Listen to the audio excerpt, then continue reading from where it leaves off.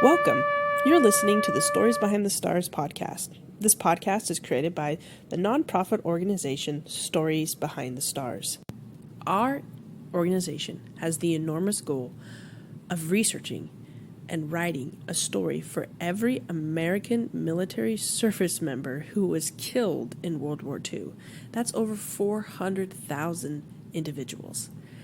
This may seem impossible, but just like it looked impossible for the Allies to defeat Hitler when America jumped into the war, this is possible with your help. We need volunteers, and we need people who are willing to listen to these stories and share them. This podcast was created so that you can hear some of these stories as we find them in our journey. These stories are full of amazing acts of heroism, simple acts of kindness, and just quality of life and love. So thank you for being part of this journey. Before you start listening to the podcast, though, do us a huge favor. Please consider following or subscribing to this. That way, every time we launch a new episode, you can get notified right away. Also, I would really help us if you were to take a minute and write a comment or a review. This helps other people know about the podcast and whether the content is worth listening to. Thank you so much and enjoy the podcast. Welcome to the podcast. Today we have Bryan Fusfield. Did I say that right, Bryan? Your last name? You did. Could you take a second and introduce yourself and tell us kind of what brought you to this project? Absolutely. So, hi, everyone. My name is Bryan Fusfield. I'm a Stories Behind the Stars volunteer, writer, story reviewer, media guy, etc. I try to help out whoever I can. I'm 27 years old. I live in Denver, Colorado. And I came across Stories Behind the Stars just searching for ways I could volunteer on a Veterans Day in 2020. You know, I was sitting around in my house during the pandemic. I'm a huge World War II history buff. As a younger guy, it's just always been something I've been interested in, and I can dive into that further, how I really got to where I'm at today. But yeah, I was looking for a way to volunteer my time, and I came across a local news article in Colorado about Stories Behind the Stars and Don, and emailed Don. He responded right away. I was writing stories within a few days after that, and it's kind of been literal history ever since. And so I've been with the project almost a year now, and I'm just so proud to be part of the team. It's something I tell all my friends and family about. My grandma's proud of it. And it's just something I really treat as a passion and a hobby at the same time. So, you know, when I finish work or I have some free time on a weekend, then my brain gets thinking like, oh, what can I do today? What can I spend time on? I go towards the volunteer work and researching. I'm really interested in military genealogy, and I've discovered that through Stories Behind the Stars. I never knew that I had this interest. I always knew I was interested in the human stories behind the people who served in World War II. And, you know, as an American, I always had a U.S.-centric focus on it, just from what I was taught and what I was able to study and what resources were available to me. So, of course, Stories Behind the Stars is perfect in that regard. You know, Stories Behind the Stars focuses primarily on U.S. fallen and missing servicemen and women, as opposed to all nationals of other countries that participated in the conflict. So definitely something that I felt like I was somewhat qualified for coming into it, but my whole perspective on it has changed since I've really learned like what genealogy is all about and what it's like to research and write a story on an actual person who served. So you didn't like come in with any genealogy background? Not at all. I've always been like somewhat good at research, but never in a professional sense. I've always just been good at like going down the rabbit hole on the internet until I find the bit of info that I'm looking for. So, and again, I've always just had the interest in World War II history, particularly that of the airborne forces. And I've definitely studied airborne history and how it began before World War II and how the U.S. and the United Kingdom, Germany and Russia, and even Japan utilized airborne forces in World War II. So that's always been like a little nerdy technical focus that I've had, and just something that sort of inspired me to say, hey, maybe I could like learn more about airborne history through researching these guys, which I absolutely have. And I'm happy to go further into how researching one individual can help you learn so much about a particular unit or overall strategy of a particular battle. Yeah, let's jump in. You've given me some stories that you've written. Do you want to go ahead and start by telling us the story of Robert Hilton? Yeah. You actually assigned me that story when I first started. I think you sent me that name. I don't know if you remember that. It was like one of my first stories when you were still dealing with like data and whatnot, if I have that correctly. And it was such a cool experience because Don lived next door to the brother of the man who I ended up writing about.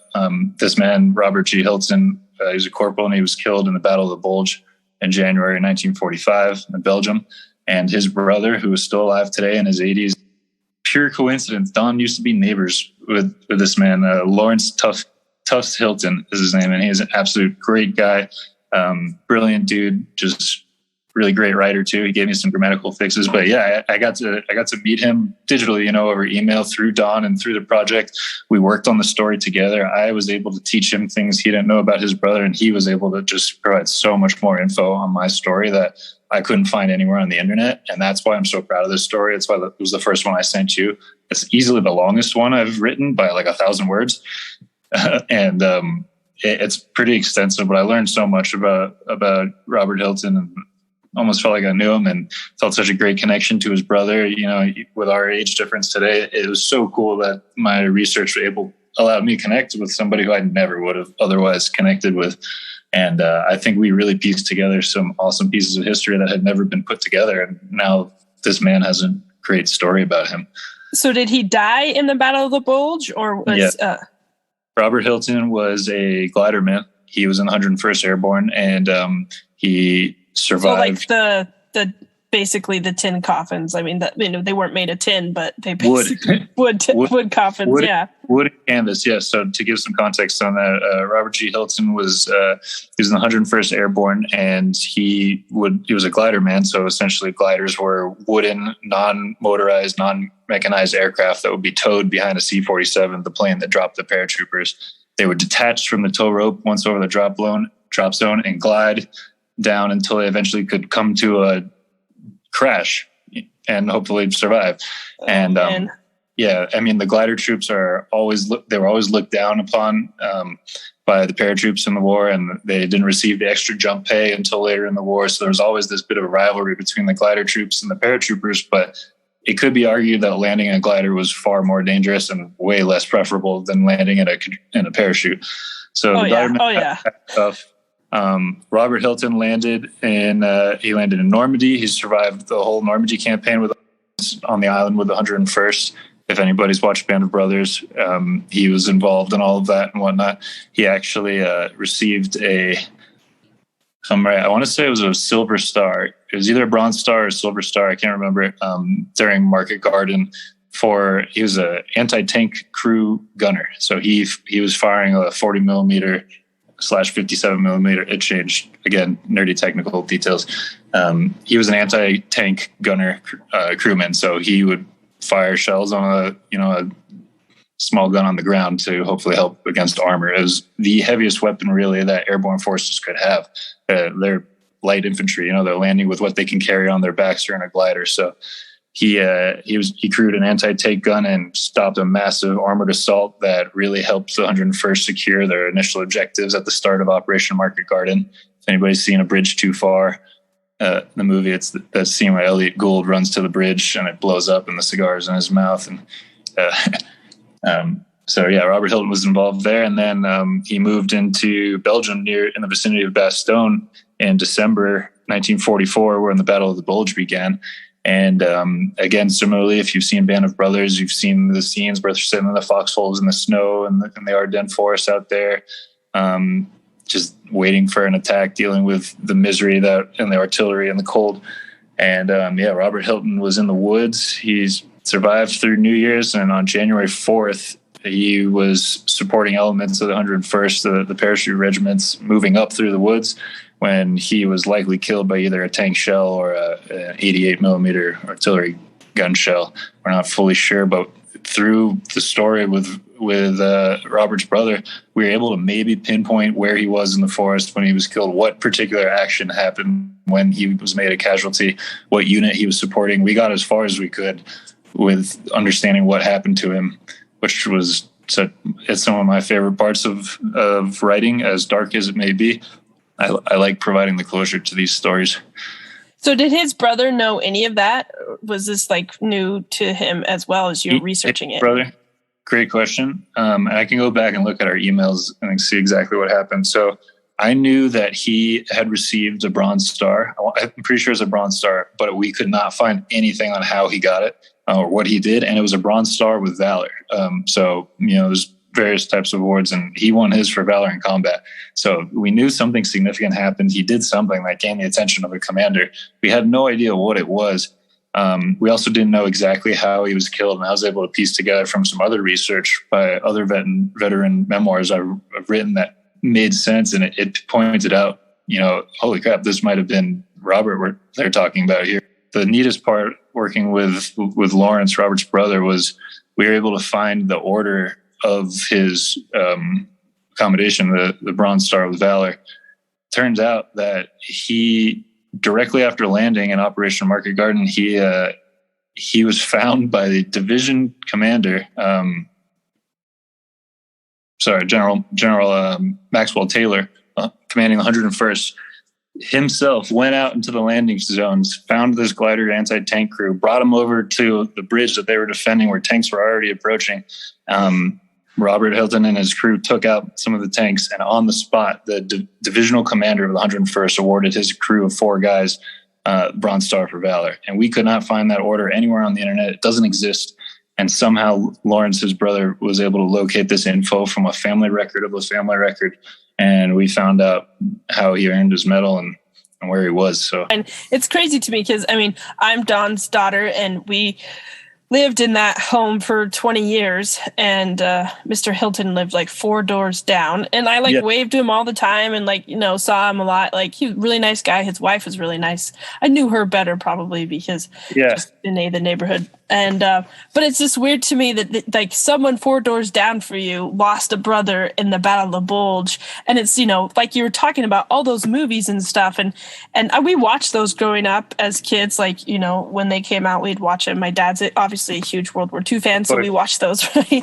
But it just blows my mind that someone so close to me growing up had such an huge part in history. Exactly. And I didn't even know it, right? Well said. I can't even imagine your perspective on this as I'm telling you it, because I do know you're Don's daughter, but I wasn't sure your context with the house and how well you knew Lawrence or anything. He's been incredibly nice to me. He's even sent me one of their other brothers passed away recently, and he sent me some information on his services. And it's just, there's family vibes between us, and I'm really grateful for that. And so I can't even imagine what it's like to have grown up next to him and hear something like this. But yeah, Lawrence Hilton is an absolute great guy, and his brother made a huge impact on his unit in the war. He was in the by the way, I didn't say, he was in the 81st anti-aircraft anti-tank battalion in the 101st. So that's the 81st AAA, as they call it, and a small unit that isn't often recognized. I'm sorry I didn't bring it up earlier, but yeah, that's what Robert Hilton was in. Learned all about that from Lawrence. Didn't know about the 81st until I worked on this story. That's so cool. Are you involved at all with the paratroopers, or is that something that you have done it? No. Yeah, thanks for asking. No personal ties at all, despite the T-shirt and all the focus. It's just something you're passionate about. Yeah, I actually have no friends in the military. I've never really had the opportunity to meet a ton of people and connect with people that have been paratroopers or just in the military in general. Don't come from a military family whatsoever. It's just something that kind of stood out to me. I have to admit, as a younger kid growing up in the late 90s, early 2000s, Band of Brothers was a massive, massive show for me. That was just something I would resort to either when bored or looking for something, moving to watch. And between Band of Brothers and video games, I started to learn the names of units, of planes, boats, weapons, different conflicts. I understood some of the political context behind World War II through video games, and, and through these TV shows. And Band of Brothers is based on the 101st and 2nd Battalion of the 506 Parachute Infantry Regiment. So it made sense for me when I started applying more of a serious eye to the historical research beyond just like looking for video games centered around World War II and just reading forums and whatnot. I finally got on Twitter during the pandemic, and Twitter is an amazing resource for the World War II community because there's authors and historians and battlefield tour guides all across Europe and the United States that are there, and they're willing to talk to you. They want to connect and they want to teach people things. There's so much great content, and you can interact with these people who are, the contemporary voices of World War II right now in terms of how we study the history, who's writing the books, who's holding the talks and the live streams and the events. So I finally got on Twitter, and that really showed me how to approach this with like almost a more professional eye and a professional look, especially when it comes to citing your sources, verifying information, making sure things are accurate, like not wording things in misleading ways or getting sensationalized posts. And, every D-Day or September 17th when Operation Market Garden happened or Battle of the Bulge, you'll see a bunch of pictures go around Facebook and social media sort of saying like, look at the young eyes of these kids landing on D-Day who sacrificed. That we'll never see a generation like this. But those photos will be of like kids in a training mission in the United States, just total inaccurate stuff. So like learning how to analyze photos for what they really are and understand stories and not just like take it for face value as it's seen on the internet, because there's a ton of misinformation out there. And that's a big part of genealogy and how we research is weeding through the facts, finding the different ones and trying to understand which is the accurate one and which one has been manipulated over for decades of time. That's something my grandmother, who's huge into genealogy, she's always getting so mad. She's like, who was the stupid idiot that put this in? This is not right. Exactly. I'm that same person. So your grandma and I get along. Yeah. Well, it's kind of crazy. I don't think many researchers are going to have the opportunity that you did, like jumping in so early into the project to get, a name that, it's like, oh, hey, look into this, like that's a pretty unique and awesome story. But also like, I feel like something that I think researchers just need to know about is that you don't have to be ex-military. You don't have to be, a genealogical expert.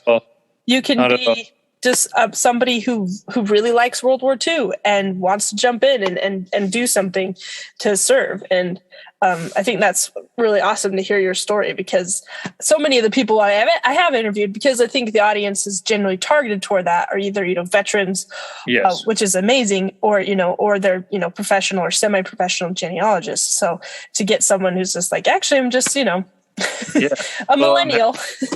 Well, so I'm happy you brought that up. Because, I am a millennial. I grew up in a very liberal community, not a ton of military families or general awareness of the military. Nobody's actively really talking about it. Some of my friends are definitely thrown off by how deep my interest is and how much I really do know and how passionate I am about it. They're not thrown off in a bad way. It's just taking them by surprise, given how I carry myself and what else I do. I work in corporate video production, so nothing particular related. But what I will say about that is there needs to be a bridge between, millennials who grew up with no lens of the armed forces or even what happened in World War II or any other conflict behind that. I really want to help my generation understand what the heck happened before we were around so that we didn't have to do that ourselves. And I'm mind blown every day that I wasn't born in 1920 and turning, 2022 around the time when the US was invading France. Like I think about that all the time and I compare that to what I'm doing, and it makes me want to be a better guy in general, because these dudes and these men and women had to go deal with such terror and horror and terrible things so that we didn't have to. And luckily they were successful. 80 something years later, we're still in somewhat of a similar boat despite all the other conflicts going around the world. They solved their problem in those years for us. And I'm grateful for that. And I think there needs to be a bridge between these communities of like the military community and those who are close to it and those who simply aren't. especially well, younger people. and that's what I really love about these stories. And as we tell these stories, Robert, he was a brother, and you met his brother, right? He wasn't, like, he was an individual, and it humanizes war. I feel like in a way in which makes it not just about events and dates and tactics and strategies, but about individual choices in a conflict with opposing views, which I feel like that's the world we live in today. I mean, we live in a world where it's like individuals have to make choices in a world where there's so many conflicting views, right? And to understand and do research and study about how the greatest generation made these choices, I think it helps me, like, as I listen to these, like, stories and tell them to my kids, it really helps me, like, you know what, like, I can make this choice on a personal level, and nobody's going to know about it, just like you're talking about with Robert's, like, bronze star, like 80 years later you're trying to find it, right? Like, you don't really, nobody really knew a ton about it, like, but it was an act which happened, which had to happen, needed to happen, and not everybody saw it happen. Well said. But that's what I really love about these stories, and it's just really reaffirms to us, I think, especially as millennials, is that we can make these choices that have consequences, and they don't have to be this huge, grand, amazing thing. Like, it's these individual choices. So, well said. I completely agree. That's a great point. So yeah, I mean, I'm just really happy that Don figured out a way for us to interface with this history in a way where I can contribute to the conversation, which I've never felt like I could do. So again, like a guy with no military background or ties at all, no genealogy or research experience, I'm able to make a contribution to World War II history and the conversation that happens today. Like, that's pretty cool. And couldn't do that really without the project, without, maybe a whole career shift and trying to go into research, which would be great one day, but I'm not there yet. Thank you for listening to the Stories Behind the Stars podcast. If this is content that you enjoy hearing, please do us a huge favor and consider writing a review for us. That really helps us show up in more algorithms, and then also just helps people know what exactly is this podcast all about and if it's worth listening to. And then also, if this is something that you love and you want to see this happen more of, please consider volunteering. Just like you listened to this story with Bryan, it doesn't take too much of your time. It's extremely rewarding, and you don't have to be a professional genealogist to do it. Thank you so much, and hope to see you next episode.